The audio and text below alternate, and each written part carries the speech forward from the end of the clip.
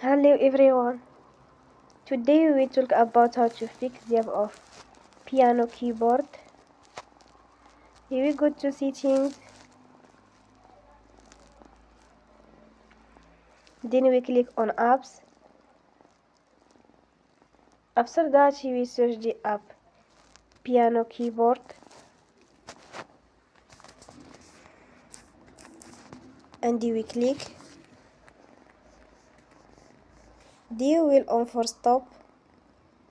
After that we go to storage.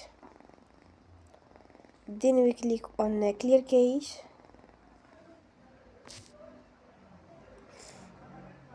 In the end, turn off your phone and you will restart your phone again. Don't forget to support us by like and subscribe. See you next time and thank you for watching.